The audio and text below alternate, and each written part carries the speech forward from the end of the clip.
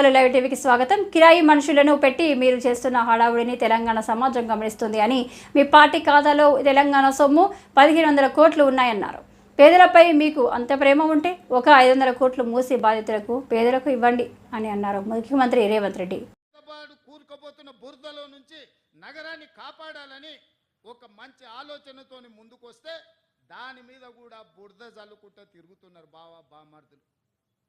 నేను అంటున్న కిరాయి మనుషులతో మీరు చేసే హడావిడి తెలంగాణ సమాజం నిశ్చితంగా గమనిస్తుంది. ఇవాళ పేదలకు అన్యాయమైందని ఏడుస్తున్నారు కదా. ఈ తెలంగాణ రాష్ట్రాన్ని దోసుకున్న నిధులు మీ పార్టీ ఖాతాలో 1500 కోట్లు ఉన్నాయి. ఒక 500 కోట్లు తీసి ఆ మూసీలో మునిగిపోయిన వాళ్ళకి పంచిపెట్టండి.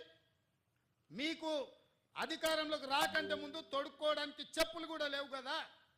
ఈరోజు 1500 కోట్ల రూపాయలు మీ పార్టీ ఖాతాలో ఉన్నాయి. అది ఎవరి సొమ్ము? తెలంగాణ ప్రజల సొమ్ము కాదా?